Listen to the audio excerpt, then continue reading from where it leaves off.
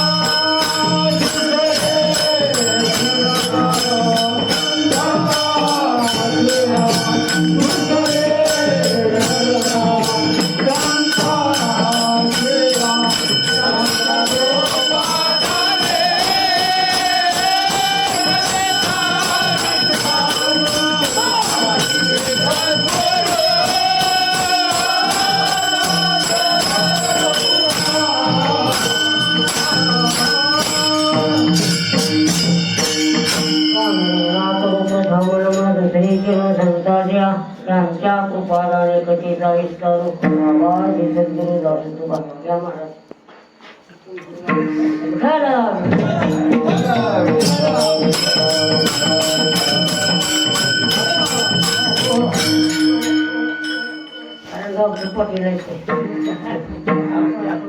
गंगा करू प्रथमनावर दुसरी शंकराच्या त्यांच्या कृपादाने कथेचा विस्तार बाबा सद्गुरु दासू तुका ज्ञानचे गेल्या स्मरण होय सकल विधीच्या अधिकरते सद्गुरूचे नमस्कार मुळे आता आपले ग्राम शरण हनुमंता तुम्हा शरण जी हनुमंता तुम्हाला रामदूता काय भक्त्याच्या वाटा मधुला वाव्या सोबता ओम नमो शिवाय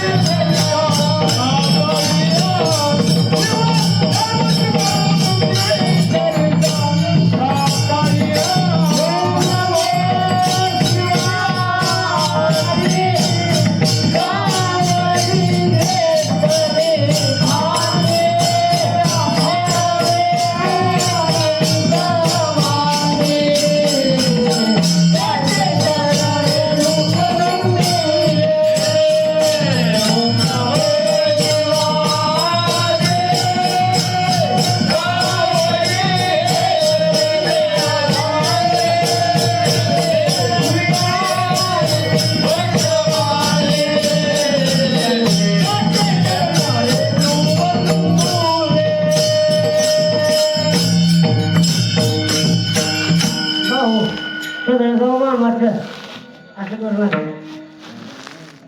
ओम नमो शिवादी कावडी घेतली खांदी मिळवली संत मांदी त्यांचा चिरदेव वंदुरे दड दड दड दड दुडदुडू दुडदुडू मला सुटला काही काळा बापुऱ्याने. आता वंदुरंग भूमिका कीर्तन विभूती लोका टाळ मृदंग होते रे का मन माझे दंडवत.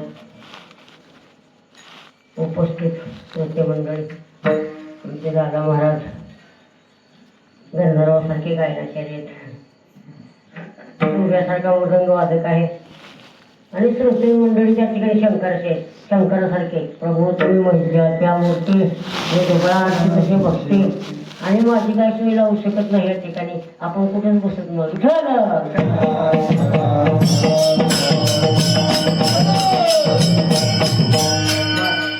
सालाबादाप्रमाणे ह्याही वर्षी एक तपपूर्ती पूर्ण करू दुसऱ्या तपपूर्तीकडे वाटचाल करत असलेला अखंड हरिनाम सप्ताह ग्रंथराज ज्ञानेश्वरी गाथा पारायण प्रवचन आजचं प्रवचन सेवा कुठे गेले मला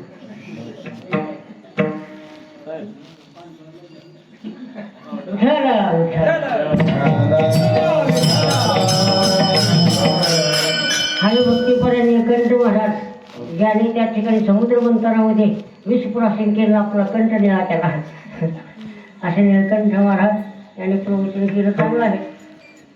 गावातून एखादा तयार म्हणून म्हणजे अतिशय चांगला. त्या ठिकाणी आज आपण तेच बघायचं ना भाग्यवंत हेची काम माफी नाम होय. कारण तुकोबरा या ठिकाणी भाग्यवंत म्हणतात कोणाला ज्याच्या मुखामध्ये नाव येते त्याला भाग्यवंत म्हणतात आणि जे का ज्याच्या मुखामध्ये भगवंताचं नाव येत नाही ते अभागी आहे. विठ्ठल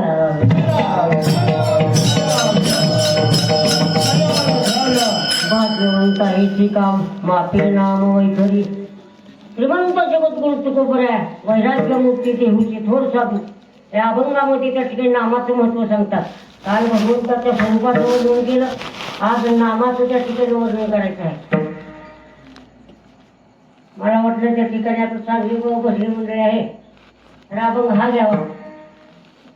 आता विचार होता नामसंकीर्तन साधन पैसे आपले मोहरापाचा परफेक्ट अभंगामध्ये बदल केला. तुझ्या आठवले ते पाठांतराला नसतो.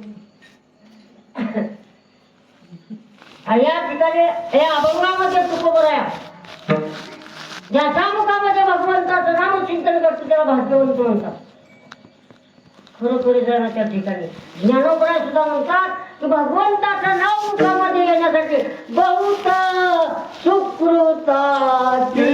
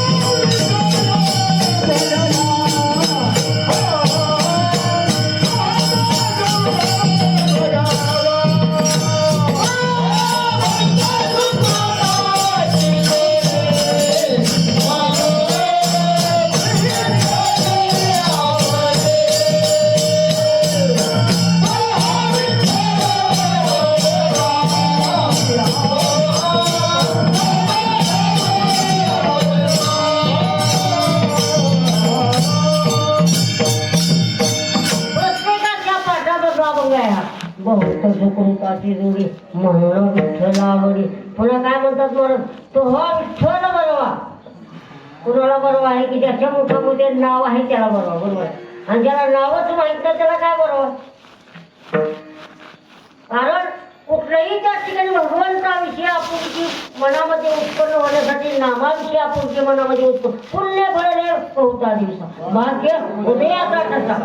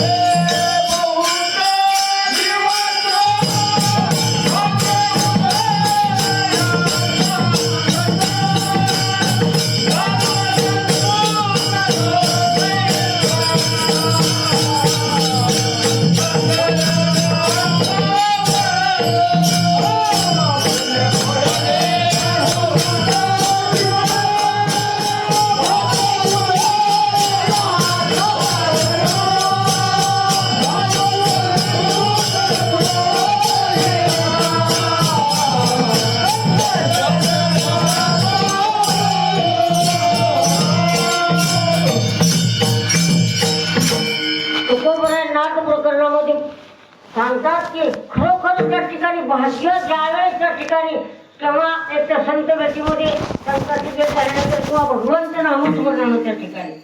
आणि भाग्यवंताला त्या ठिकाणी हेच काम म्हटलेलं आहे. जे भाग्यवंत आहेत ना त्यांना हेच काम आहे, दुसरं काम नाही. कारण आपण बरेच त्या ठिकाणी काम करतो, आपले भाग्य त्या ठिकाणी दुसऱ्या प्रकारचे आहेत.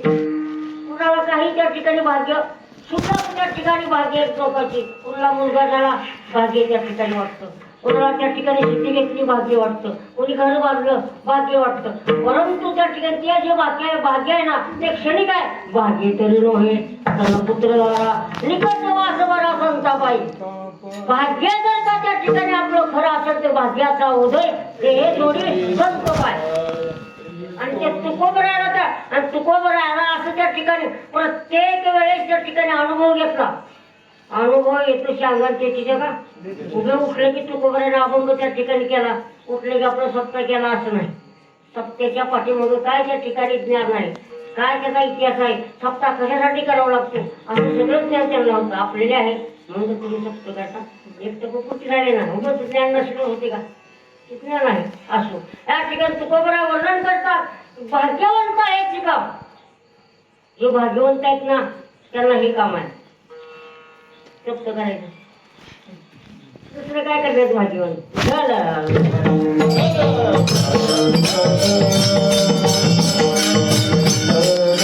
आणि खरंय वर्ग महाराज, भाग्य असल्याशिवाय इथपर्यंत मनुष्य प्राणी पोचत नाही.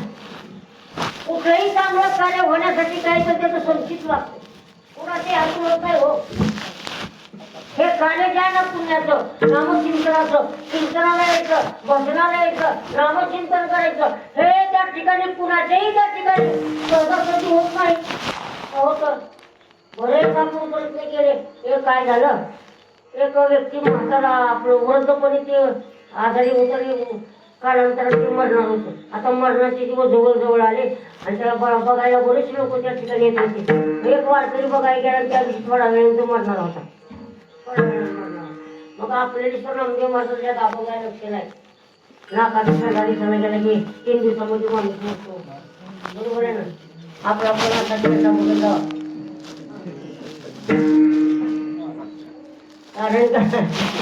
कारण आपल्यासाठी भोजन सारखं करायला येईल. एका तासामध्ये मुक्ती मिळते ना. 1 तास उरला खडवांवर आली भाग्याचं त्या दिवशी प्राप्त झाली. 1 तासामध्ये भगवंत प्राप्त करून घेतला होता. पण त्याला माहिती झालं होतं नाही.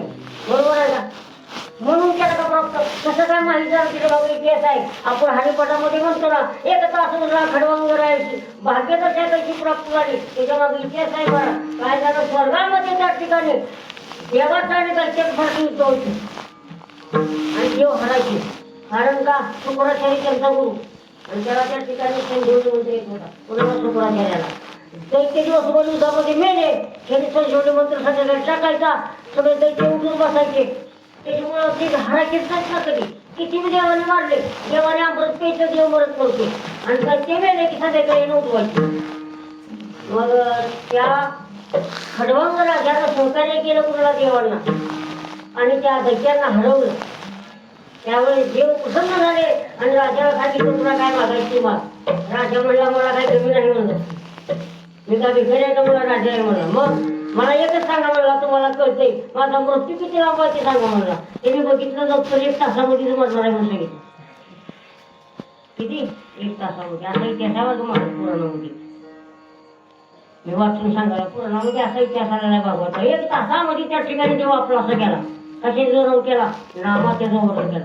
उपनिषदामध्ये जे ज्ञान आहे ना उपनिषदामध्ये ते ज्ञान गीतेमध्ये आलं. बरोबर आहे. आणि गीतेमधलं ज्ञान त्या ठिकाणी कुठे घेतलं ज्ञानोबराने हरिपाठामध्ये घेतलं. हरिपाठामध्ये काय वर्णन आहे जास्त नामाला महत्व आहे.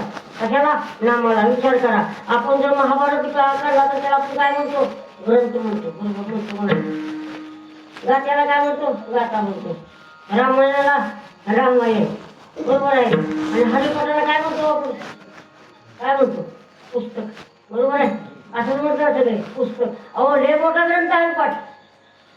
एवढंच असं त्या ठिकाणी छोटा आहे परंतु अतिशय मोठं उपनिषदामधलं जे ज्ञान आहे ते हरिपाठामध्ये त्या ठिकाणी आलेलं आहे.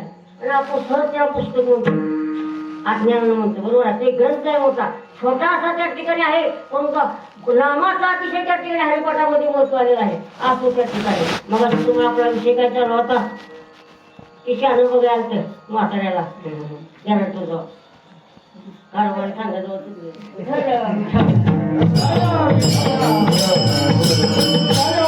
आणि त्याने त्याच्या तोंडाकडे बघितलं आणि सांगितलं की काही क्षणामध्ये असा मृत्यू आहे त्याला ओळखू आलं. कारण जुन्या माणसाला कल्पना ही आडपिटं बसलेत असं काही काय म्हणतात लोक. तसं त्यांनी सांगितलं आता थोड्या वेळामध्ये मरणार आहे म्हणून ते म्हणला बाबा ती वारकरीच होतं. वारकरी दुसरं काय सांगणार आहे बाबा नाव घे म्हणजे नाव घे. म्हणून संत संगतीमध्ये राहायचं बरं का. वाईट कधी शिकवत नाहीत संत चांगलं शिकवतात. मग ती म्हणलं बाबा नाव घे नाव घे असं म्हणता म्हणता असं नाव घ्यायला तोंड गोळालं की त्याच्यातून वाचत बंद झाले. देव मला आयुष्यामध्ये इकडे सत्तेकडे कधीच झालं नाही. ह्याला कशाला नाव म्हणला कारण नाव कसं काय मुखी नाम हाती मोक्ष ऐसी साक्ष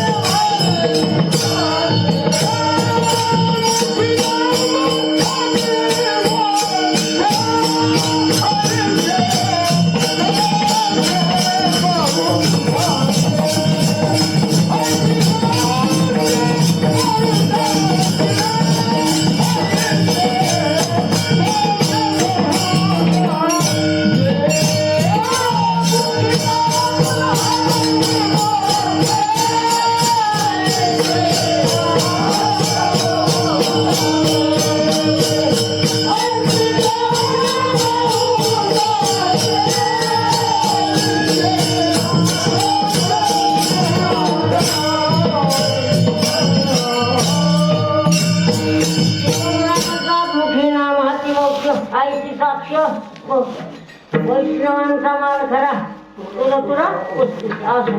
कारण शास्त्रामध्ये असं प्रमाण आहे, तुकोबराचं म्हणतात याच्या मुखामध्ये अंतकाळामध्ये त्या ठिकाणी अंतकाळाचे मामेव समनुत्ता केल्यावर जर भगवंताच नामस्मरण आलं तर त्याला मोक्ष मिळतो. म्हणून त्या साधून त्याला सांगितलं नाव घे. तर देव म्हणला फुकट आहे का मला नाव घेणं? आयुष्यामध्ये साधनाच नाही तर नाव घेतं का? आयुष्याच्या साधने सुद्धा पदवी घेणे, आयुष्यभर साधना केली तर भगवंताचं नाव मुखामध्ये येतं. त्याला घेतलंच नव्हतं, वाचा बंद झाली. त्यावेळेस त्याच्याकडे लक्ष कोणाचं होतं? लक्ष्मी आणि देवाचं लक्ष होतं विष्णू. आई साहेब म्हणले देवा घेऊ देऊ का त्यामुळे त्रास करत नाही बघ माया जरा हळ्या असतात ना. देवा काय गेलं असते एकदा तिने रामकृष्ण आणि मुलं असतं मुक्तीला मिळालं असतं तुला कळत नाही बघ नाही नाही म्हणजे त्याला वाचा द्या. आता देव जे असला तर तिचा हातात पुढे थांबला. देव म्हणजे गेली वाचा, त्याला वाचा द्यावं दिली. पण तेवढ्यामध्ये काय झालं, ओसरीचा पहिला काळ वाडा होता. वाड्याला ओसरीला एक वासरू बांधलं होतं. ते वासरू काय तर तुला किशोरीचा राहिलं होतं. ह्याला वाचा दिल्याबरोबर त्यानं काय म्हणलं, ए म्हातारे ती किशोरी खाली बघ मला वासरू. पक्षी मिळेल. देव म्हणला मी त्याला वाचा दिली होती का नाही? दिली होती. मग त्यानं काय केलं का? किशोरी खायला सांगितलं. कशामुळे तू झालं? अरे साधना नव्हती, त्याच्या भाग्यच नव्हतं. आयुष्यामध्ये ती साधना करावी लागते. म्हणून तू बघा या ठिकाणी अभंगाच्या पहिल्या चरणामध्ये म्हणतात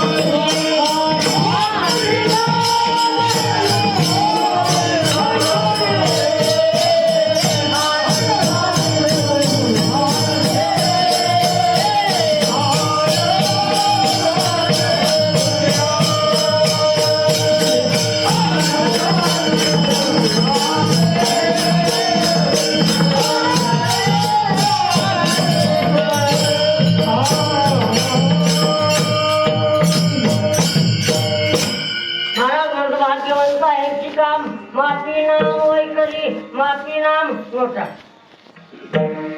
नोटा काय मापायचं? कसा वाटतं माणसाचं? माणसाचा जन्म कुठं होतो? वाढत कुठं होतो? हातावर सांगा की गावाकडे किंवा ते घरी कुठं होतो? हातावर. लग्न कुठं होतं? पाठावर. महाराजावर कुणावर पाठ करा. जन्म हातावर, लग्न आणि अंत्यविधी घाटावर आणि सदा लक्ष नोटावर.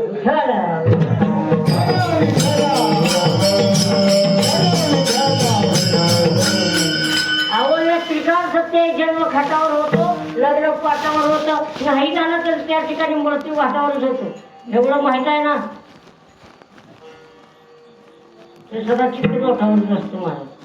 त्याला म्हणलं महाराजाला पंढरपुरात की आपल्या तेरला तीन ठिकाणी जायचे आमच्या महाग कामामध्ये. आमचे 500 रुपये शिल्लक आहे. महाराजांना अजून दिलं नाही.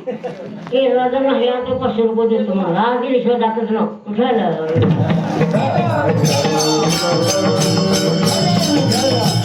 आणि भाग्यवंत त्या ठिकाणी काय भाग्यवंत हेच तिचा नाम माफी नाम वैखरी. आपल्या त्या ठिकाणी वैखरीनं भगवंताचं सतत असं नामचिंतन करत राहतो. माफी नाम वैखरी. आज त्या अवस्था कशामुळे?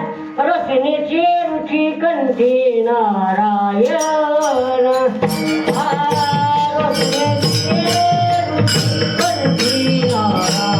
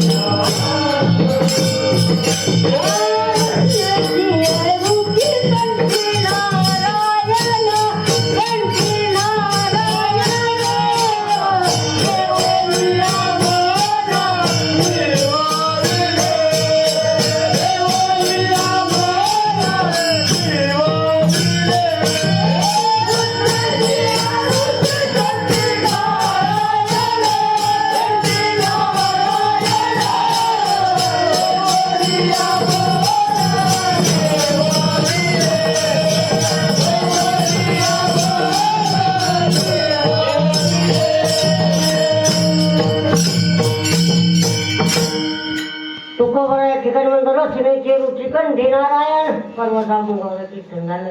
रसनेची रुची कशामध्ये? भगवंताचं नाव चिंतनामध्ये. आपली खाण्यामध्ये असते असो त्या ठिकाणी. कारण जीवाला चवली भोजना त्या ठिकाणी काय म्हणतात? भाग्यवंत हेच काम माफी नाम वैखरी. त्या ठिकाणी सतत असं त्या ठिकाणी भगवंताचं नामचिंतन करते.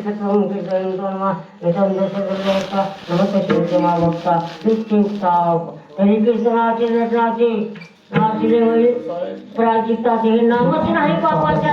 यमदमा उकळालेली तीर्थे ठायावर उठवली. यमलोकीची कोणतरी हात लाव. यमू म्हणे काय यमावे, दमू म्हणे काय दमवावे. तीर्थे म्हणते काय खाय खावे. दोष उपदाशी नाही. असं कशामुळे झालं? आईचे माझे नाम वशे नाहीच करते विश्वाचे दुःखे. अवघे जगती महासुखे दमदमीत बोलले. कशामुळे झाली? नामचिंतन. म्हणून माफी नाम वैखरी. अवस्था कशी त्याला छंद लागला पाहिजे. गोविंद गोविंद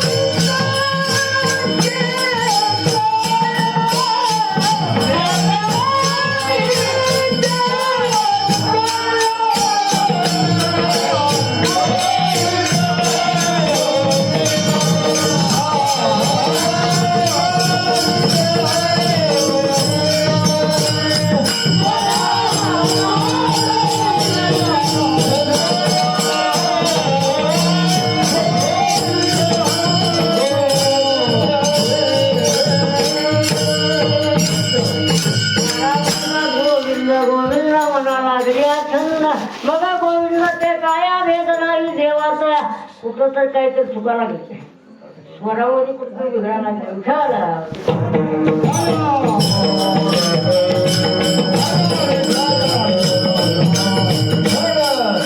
भाग्यवंत आहे ठिकाण माफी नाम वैखरी सतत आपल्या त्या ठिकाणी वैखरीमध्ये त्या ठिकाणी भगवंताचं नामचिंतन करतात तुम्ही म्हणाल मग नाव घेतलं भगवंताचं काय फायदा आहे का असं काय लोकांना वाटतं ना एक तर देवाचं नाव घेऊच वाटत नाही कुणाला वाटते काही काय लोक प्रयत्न करतात 8 दिवस सप्ताह तोपर्यंत आणि एकदा सप्ताह झाले की पुन्हा विषय सोडून देतात कारण भगवंताच्या नावाचा छंद लागायला त्या ठिकाणी तसं त्या ठिकाणी छंद करावा लागतो बरोबर का नाम आणि स्मरण एकमेकाला स्फुरत आहेत बरं का ते कसं नामाचं स्मरण झालं पाहिजे तर नाव ध्यानामध्ये येतं ना स्मरण आणि नाम हे एकमेकाला पूरक आहेत म्हणून नामाचं स्मरण आणि स्मरणानं नाम असं आहे बरं का जसं एखाद्यानं त्या ठिकाणी कुठलंही व्यसन काय घ्या मग त्याचं व्यसन असेल पहिल्यांदा त्याला त्या ठिकाणी ते पडू लागतं पण हळूहळू हळूहळू काय लोकांच्या संगतीमध्ये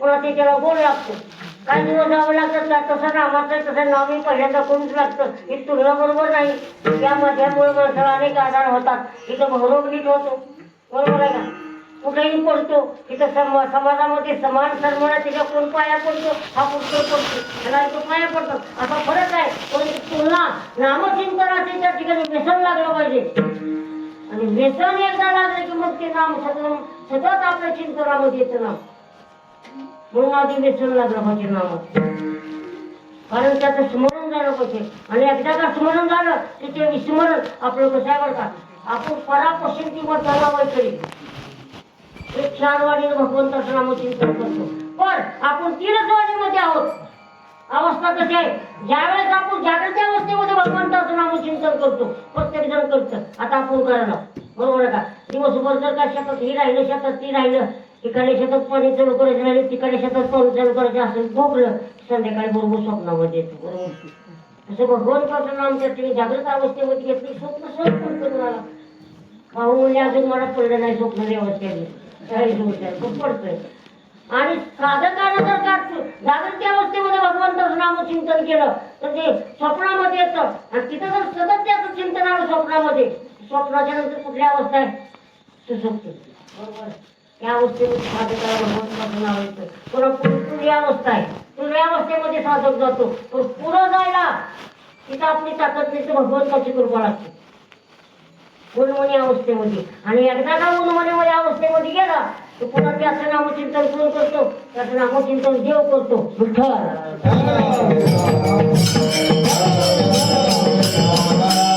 कारण कबीर महाराज म्हणतात राम हमारा जप करे आंबोलचे आराम कबीर महाराज म्हणतात की माझा जप प्रत्यक्ष राम करतो कारण तो उन्मनी अवस्थेमध्ये त्या ठिकाणी कबीर महाराज गेलतात आणि ज्ञानोबराचं जर वाक्य सांगायचं झालं दरोनी श्री हरी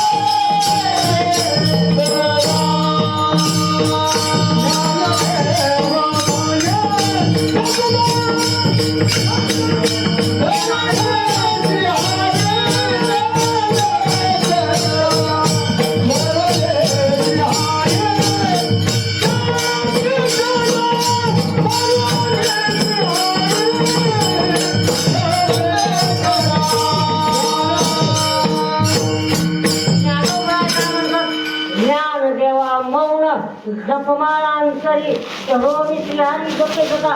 ज्ञानोबरायामध्ये मी आता गप्पच आहे, पण अंतरामध्ये माझ्या अंतरामध्ये माझ्या हृदयामध्ये प्रत्यक्ष भगवंत जपमाळ करतो म्हणजे रामकृष्ण हरी रामकृष्ण हरी. मी गप्पच आहे. माणसाला वाचे किती बहुचार परापशंती मध्यमाने वैखरी. आपण या ठिकाणी कीर्तनामध्ये मोठ्यानं भजन करतो, वैखरी चालू मोठं मोठ्यानं भजन करत ती वैखरी. पुन्हा मध्यमा इथल्या इथं स्पीकर लावतात सगळ्या लोकांना ऐकू येणं ती मध्यमा.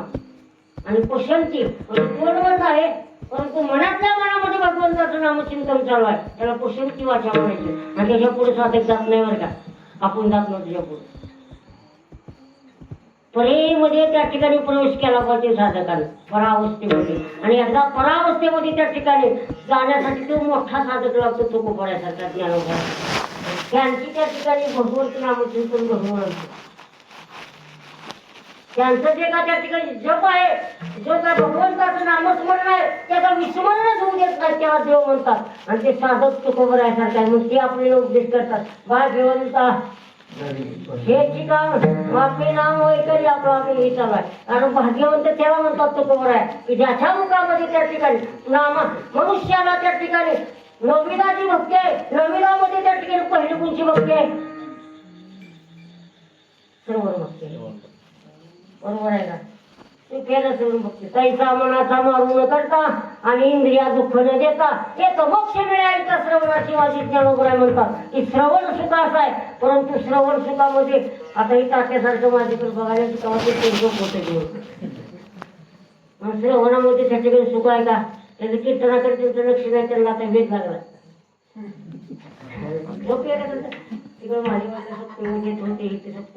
कारण का श्रवणामध्ये त्या ठिकाणी मोक्ष आहे, परंतु श्रवण करण्याची क्षमता लागते. परिस्थितीचा उतार झाला श्रवणामध्ये, पण किती दिवस श्रवण केलं न उठता? किती दिवस केलं श्रवण परिस्थितीनं? सांगा जाऊ मला. 7 दिवस. बरोबर ना? 7 दिवस एका जागेवर बसून त्या ठिकाणी श्रवण केलं शुकाचार्याकडून. शाप होता परिस्थितीला. सहजवनामध्ये इंडायला गेल्यानंतर एका ऋषीच्या आगळ्यामध्ये मेढ्या साप अडकवला आणि त्याच्या मुलानं पहिलं शाप दिला 7 दिवसात वरती. आता मरतंय तर मग आता ती आपण सगळी कथा आपली माहिती आहे. तुझ्या केला ते आळी आली तुझी गोल खाण्याची इच्छा झाली की आपल्या तिकडे जायचं नाही. परंतु 7 दिवसामध्ये श्रवण भक्तीनं कुणी उद्धार करून घेतला. अवघड आहे ना 7 दिवस एका जागेवर बसून राहायचं.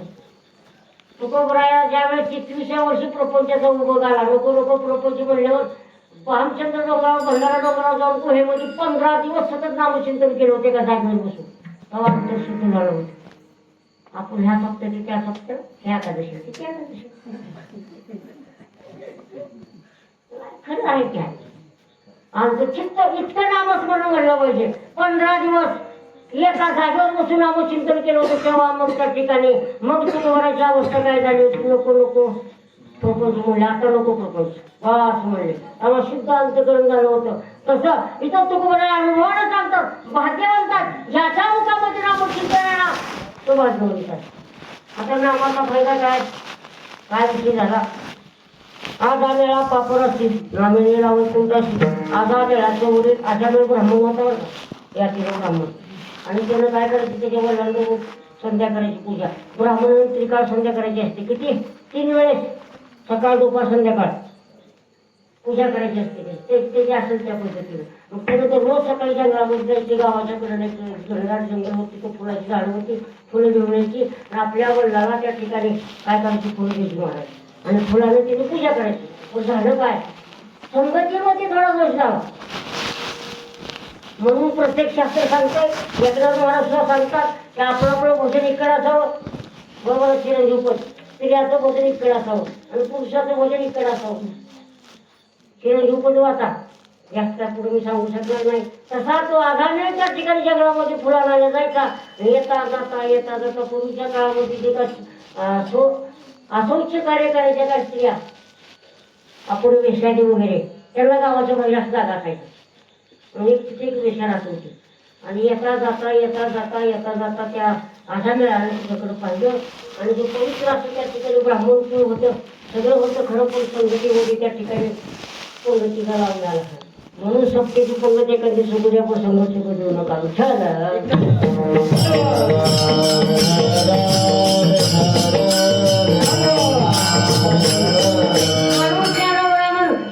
संताचे संगती मनोभाग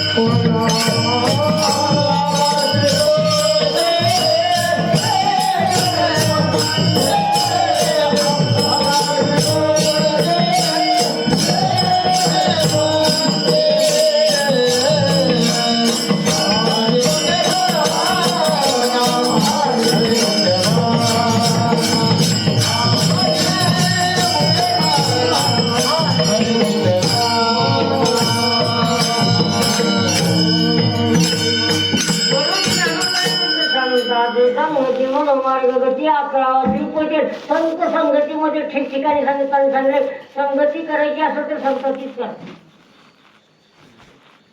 कारण वाईट काय करून त्याच्या अंगामध्ये असो तो आधा वेळ ब्राह्मण येता जाता लक्ष आणि ती संगतीमध्ये त्या ठिकाणी विसंगती झाली आणि झालं काय तिच्या लग्न केलं. आधार मिळालं वडील ओळख होते काय कारण ब्राह्मण होता परंतु का वाईट संगतीमुळे तो बिघडला आणि तिच्यावर लग्न केलं आणि त्या ठिकाणी घरी आला. मग आता ते दिवशी महाराजांना सांगितले ना की आम्हाला दोनच मुलं झाली आपण काय सांगू शकत नाही इथं आपण कलियुगामध्ये आहे असो. त्याला अनेक अशी मुलं बाळ झाली आता लग्न झाल्यानंतर मुलं बाळ झाली पण त्यांच्यावर कृपादृष्टी एकदा सहज नारदान त्याच्याकडे पाहिलं आलेले ब्राह्मण कुळामध्ये निर्मून काय पाप केलं म्हणजे नारद त्याच्या घरी गेले. संत तशीच असते मग करुणी सायास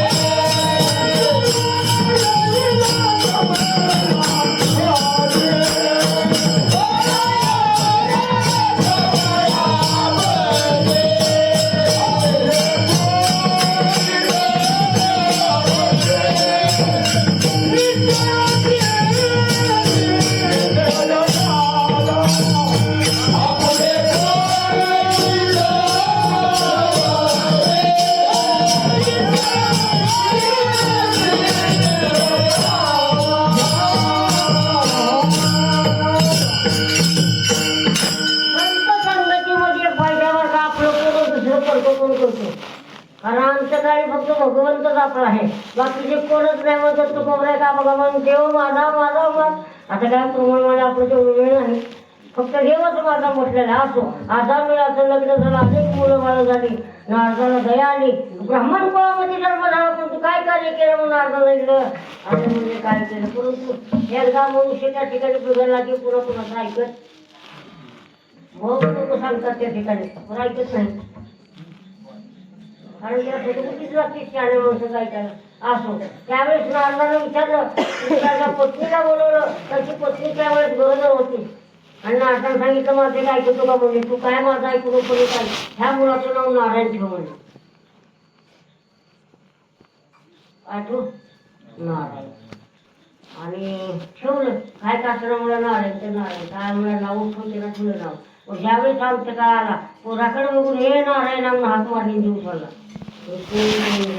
असं नामाला महत्व आहे. नाम तुझे रे नाम तुझे रे नाम तुझे रे नारायण नाम तुझे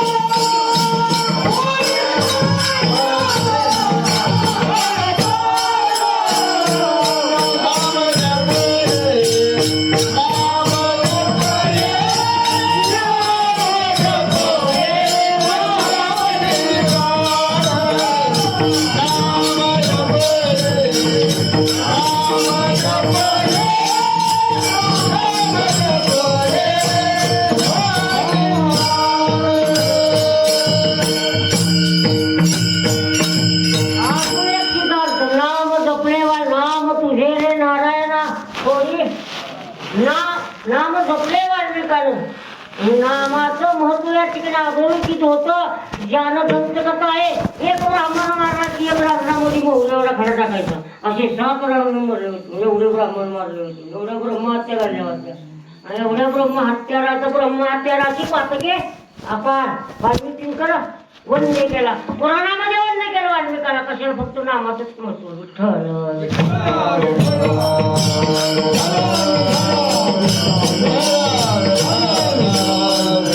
फक्त एक त्या ठिकाणी अवस्था आहे की स्वतःच असं भगवंताचं नामचिंतन. आता कसं आपल्याला विस्मरण होतं कुठपर्यंत व्यसन लागेपर्यंत. मग काय करायचं सतत त्याला विस्मरणच होऊ द्यायचं नाही. भगवंताचं स्वरूप नामचिंतन करायला का देवाचं स्वरूप ध्यानामध्ये आणायचं.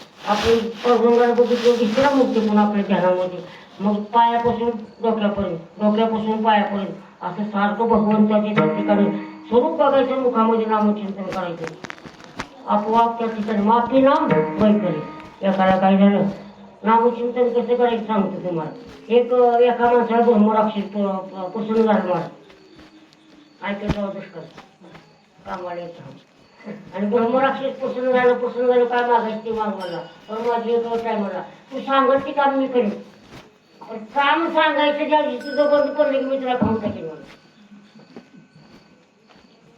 त्याला वाटलं बरं झालं राहायची शेतकरी होता. दिवसाला पाणी 1 मिनिटामध्ये दिवसाला पाणी ब्रह्मराक्षस होतं. वीर खांग 2 मिनिटामध्ये वीर खांगायचं. असं सांगता ते सांगूनच कटाळून गेलं. त्याला भाकर खायला वेळ मिळाला. एवढी कामं सांगितलं ते लोक करून टाकायचं आणि सांग म्हणून ते लोक उभं राहिलं. असं तेव्हा एवढं चिंता झाली की माझ्यासारखं सांगून गेले. काम काय सांगायचं कळलं ना. मग काय करावं काय वगैरे महाराजांसारखं तेव्हा शहाणं बसलं. मला असं झालं काय करतो मला असं सांगतो. आज शेतामध्ये त्याला काहीतरी काम लाव एक मोठा खांबळ म्हणले शेतामध्ये. आणि खांबळ ते आले की त्याला काय करायचं म्हणले ह्या खांबावर वर चढायचं खाली उतरायचं वर चढायचं खाली उतरायचं सांग आणि बस म्हणले जेवण. कसं केलं त्याला म्हणून संतांची संगत करायची. खांबळ केला आणि सांग का म्हणला इकडे म्हणा वर जा खाली वर जा खाली. आणि मी जिथपर्यंत सांगत नाही तिथपर्यंत करू.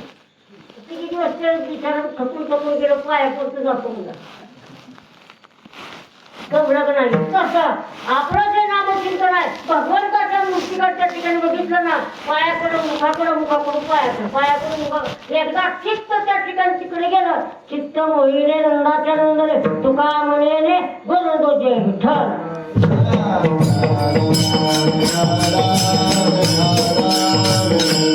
आणि असं भगवंताचं नामचिंतन केलं काय होतं, काय असतं बरं का.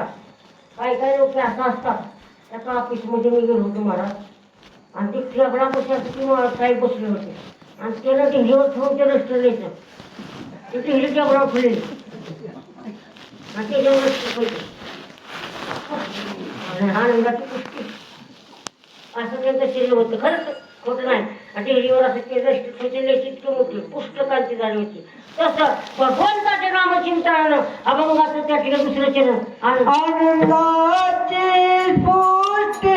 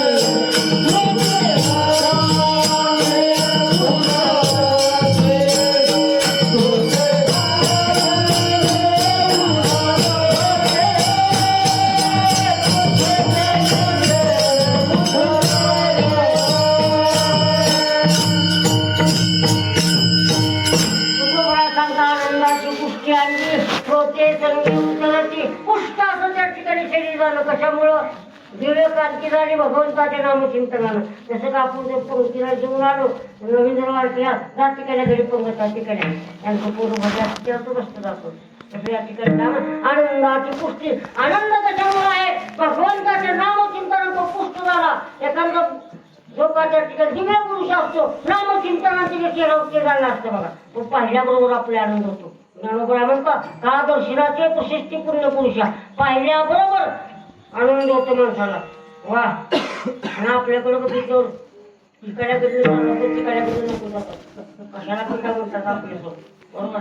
तसं आनंदाची पुष्टी आणली आणि स्वतःच्या ठिकाणी पुष्ट झाल्यामुळं जे संगतीला सुरत आहेत त्यांचा पण उद्धार करतात, त्याला संत म्हणतात.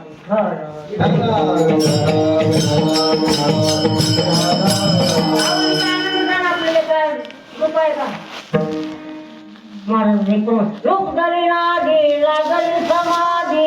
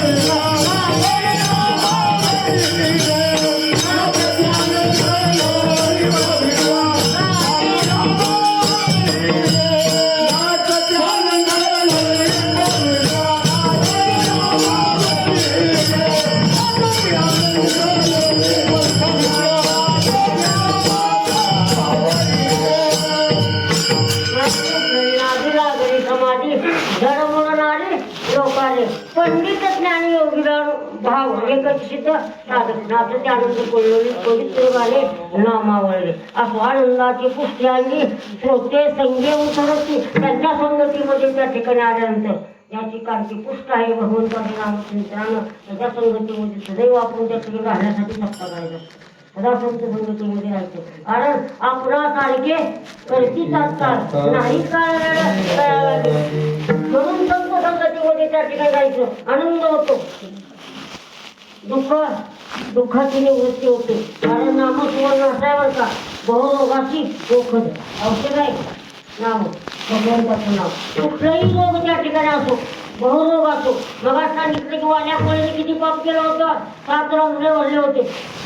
एवढं पाप त्या ठिकाणी नामचिंतनाला राहायचं होतं. आणि ज्या वेळेस त्या ठिकाणी नामचिंतनाला त्या ठिकाणी सर्व पाप राहायचं होतं त्यावेळेस त्या ठिकाणी दिव्यकान आनंदाची पुष्टी आणली. श्रोते संगे उद्धरती विठोबा.